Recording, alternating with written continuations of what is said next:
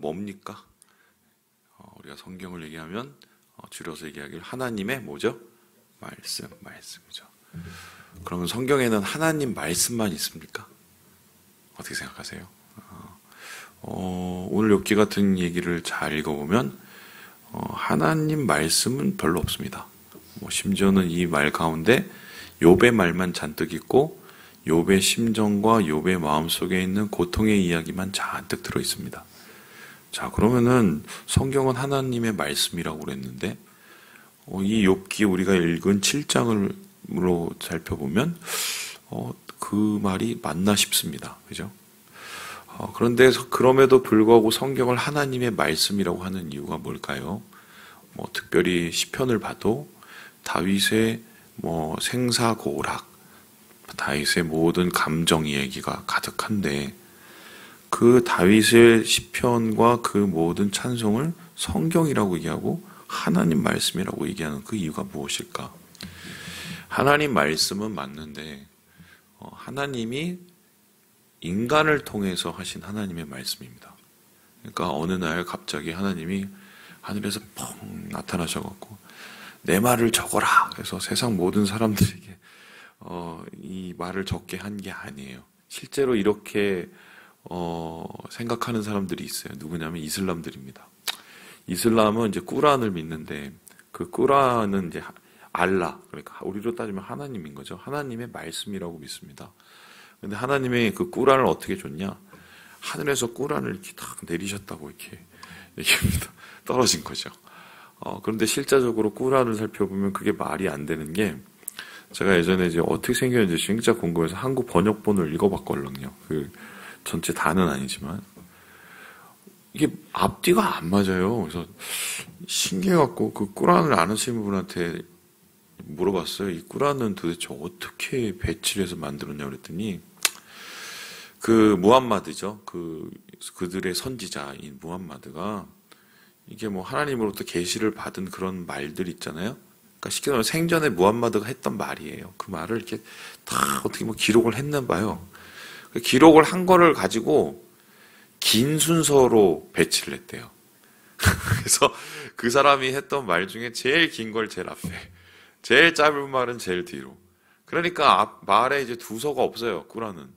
근데 그 사람들은 생각을 하기에는 꾸란 자체가 하나님이 주신 말씀이고 또 꾸란 자체가 힘이 있어서 심지어는 예전에 전쟁을 나갈 때 이제 꾸란을 이렇게 가슴팍에다가 한 장을 뜯어갖고 써갖고 가든지 이러면은 총알이 피해간다고 다 맞아 죽었죠. 그랬다고 생각을 합니다. 그런데 우리는 그걸 안 믿어요. 우리는 어떻게 믿냐면 하나님이 누구를 통해서요? 사람을 통해서, 인간을 통해서 말씀을 주셨다고 말을 합니다. 그렇다면은 성경에는 하나님이 인간을 통해서 하신 직접적인 말이 있습니다. 예를 들어서 모세가 하나님께 받은 613가지의 율법을 쓴 그것이 여러분 아시는 것처럼 모세오경이죠. 이런 직접적인 이야기가 있습니다. 또한 하나님께서 인간의 삶을 통해서 말씀하신 것이 있습니다. 우리가 아는 사무엘 상하에 나온 다윗의 이야기, 다윗의 인생을 통해서 하나님께서 그를 어떻게 만들어 가시고 어떻게 만지셨는지가 그려져 있죠. 그러니까 하나님께서 사람의 삶을 통해서 하신 말씀들이 있어요. 삶을 통해서 직접 만드신 말씀. 그리고 하나님의 심정을 직접적으로 선지자의 입을 통해서 얘기하신 선지서들이 있습니다. 그런데 그거 말고 또 한 가지가 있어요. 그게 뭐냐? 인간이 하나님에 대한 이야기예요. 하나님을 향해서 하는 인간의 이야기. 그 말도, 그 신앙인의 말들도 성경에 나타나 있는데 오늘 우리가 읽은 이 7장은 마지막이에요. 하나님의 직접적인 음성이 아니고 인간이 하나님께 했던 그 말들, 그거를 성경에 담고 있는 겁니다. 자, 그러면 오늘날도 사람들은 수많은 얘기를 하나님 앞에 하지요. 예수를 믿는 사람이건 예수를 믿지 않는 사람이건 신에 대한 이야기들을 수많이 쏟아놓는단 말입니다.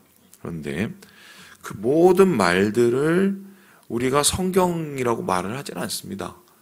그러면은 인간의 수많은 말 중에 왜 유독 욥이 했던 말을 이 성경에 올려서 우리에게 읽게 하고 있는 것일까요?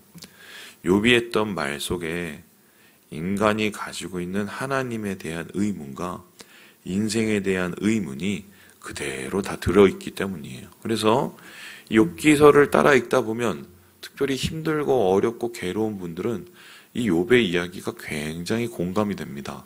왜냐하면 욥이 우리보다 훨씬 먼저 우리가 지금 하고 있는 고민, 우리가 하고 있는 의문, 우리가 하고 있는 질문을 안고 치열하게 싸웠기 때문이에요. 그렇다면 오늘 욥이 하나님을 향해서 혹은 세상을 향해서 품었던 질문과 또한 그의 마음속에 있는 의문은 무엇일까? 오늘 말씀을 보면 먼저 인생에 대해서 한 두 가지를 얘기를 하고 있는데요. 예, 우리 함께 3절의 말씀을 같이 한번 읽어보도록 하겠습니다. 3절의 말씀입니다. 시작.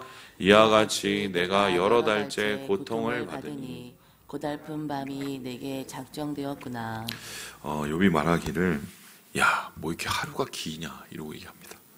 여러분 하루가 깁니까 짧습니까? 여러분의 하루는 길어요 짧아요? 기세요? 예, 길다고 얘기하시는 분은 지금 굉장히 좀 힘들게 사시는 분입니다. 하루가 짧다라고 얘기하는 사람은 굉장히 바쁘시고 뭔가 그래도 몰두할 수 있는 일이 있는 분들이에요. 하루의 길이는 정확하게 24시간으로 나눠져 있습니다. 누구에게나 똑같이 그 시간이 주어지지만 그 시간의 상대적인 길이, 우리가 감정적으로 느끼는 길이는 우리의 상태와 상황과 마음에 따라서 완전히 달라지게 되죠. 지금 욥이 생각하는 하루는 너무 깁니다. 왜 깁니까? 그 긴 이야기를 다음에 얘기하고 있는데 4절에 보니까 내가 누울 때 말하기를 언제나 일어날까? 언제나 밤이 갈까? 하며 새벽까지 이리 뒤척 저리 뒤척 하는구나. 몸이 너무 아프니까 시간이 안 가고 잠을 못 자겠는 거죠. 제가 예전에 좀 뒤어봤어요. 예, 손을 이렇게 뒤었는데 와 진짜 세차게 뒤어서 이게 막 갑자기 뜨거운 물에서 있다가 이렇게 찬물에 이렇게 씻어도 계속 아픈 거예요. 그래갖고 거기다가 그 얼음을 갖다 댔어요. 얼음을 갖다 대니까 살짝 이제 덜 아프긴 하는데 이 아픈 게 그래도 점점 세져서 잠을 못 잤어요. 얼음을 갈. 그 조금 뒤인 거도 그렇게 괴로운데 지금 이 사람은 어느 정도입니까? 5절에 보니까 내 살에는 구더기, 흙덩이가 의복처럼 붙였다. 구더기라는 것은 진짜 구더기가 구물구물 달렸다는 소리는 아니겠죠.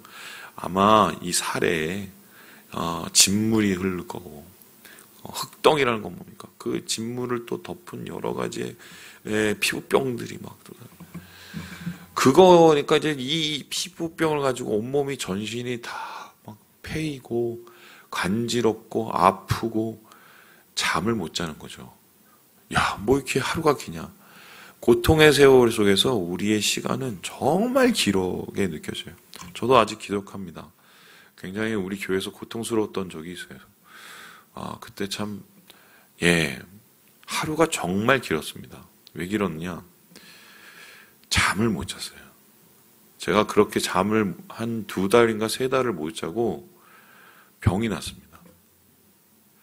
그때 느낌이 아직도 있어요. 하루가 정말 깁니다. 정말 깁니다.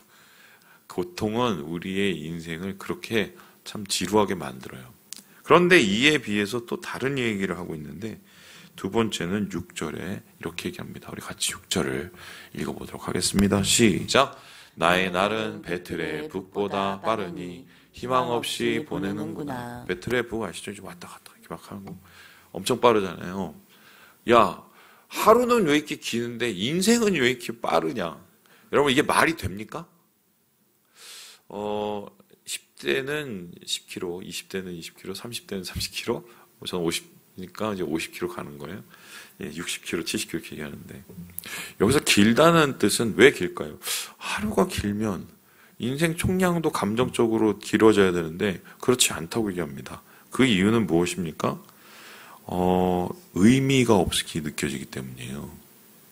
내가 이렇게 이 고생을 하고 생고생을 하고 하루하루를 보냈는데 눈을 뜨고 다시 눈을 감고 하는데 어제가 오늘 같고 오늘이 내일 같고 도대체 난 뭘 한 건지 모르겠는 겁니다. 그냥 아프기만 하는 인생처럼 느껴지는 거예요.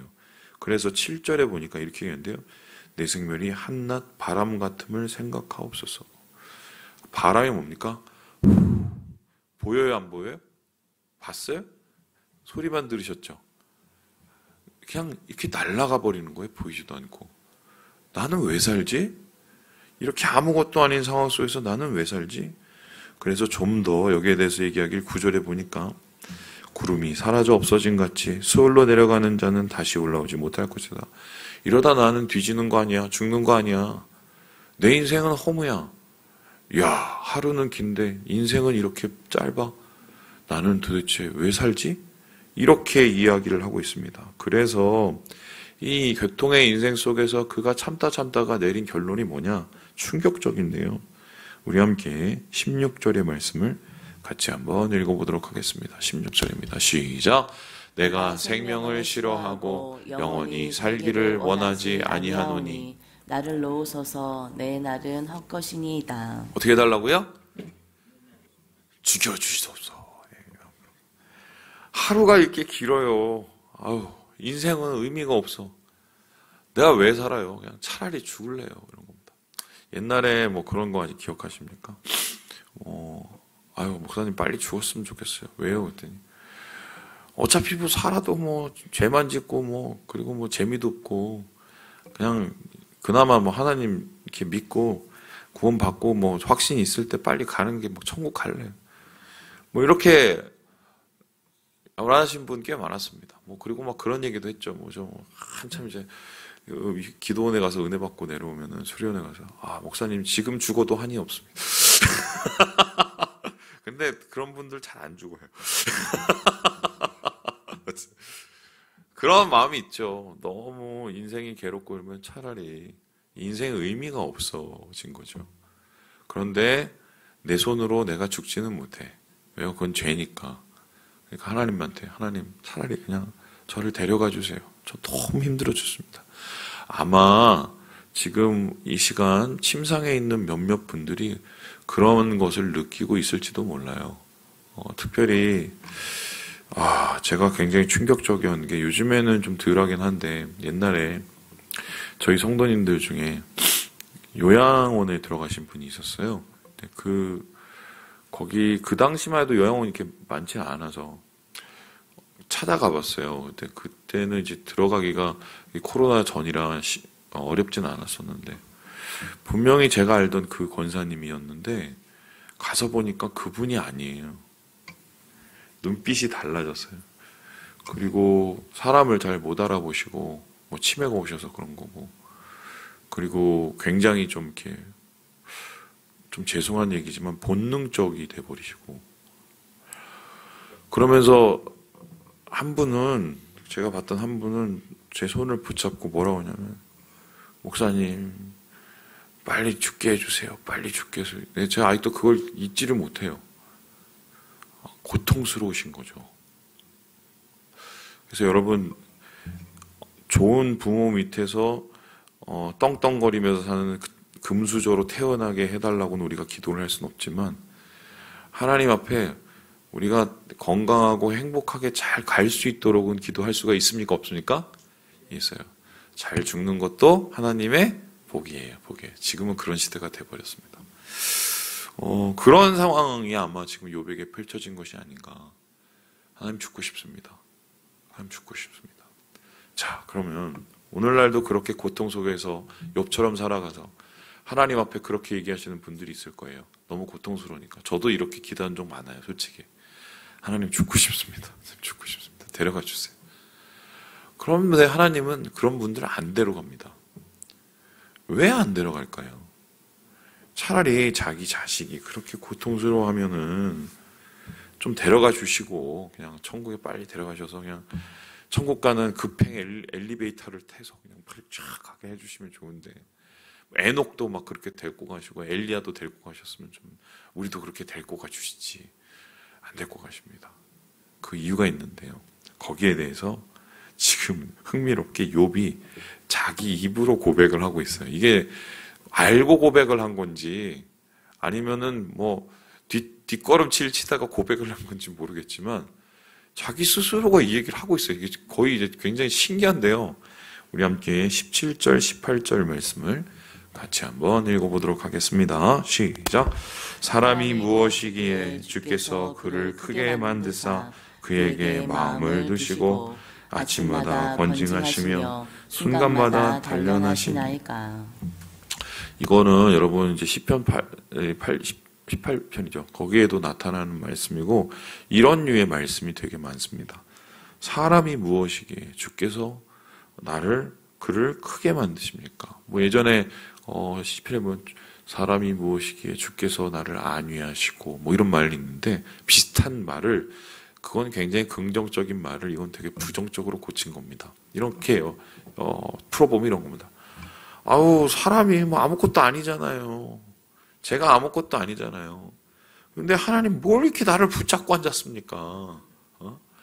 나를 왜 이렇게 하나님 나는 그냥 여기가 좋사오니 여기 그냥 이렇게 있다가 그냥 갈래요. 그냥 안 아프게만 해주세요. 그리고 제가 언제 위대하게 해달라고 했습니까? 하나님 제가 뭐 그냥 소요 시민처럼 소확행하면서 그렇게 하루하루 그냥 좋게 지내고 그냥 갔으면 좋겠는데 하나님 굳이 이렇게 왜 저를 이 고난 속에 던지셔서 아침마다 나에게 이렇게 막 가르치시고 단련하시고 도대체 하나님 왜 그러세요? 이 얘기예요.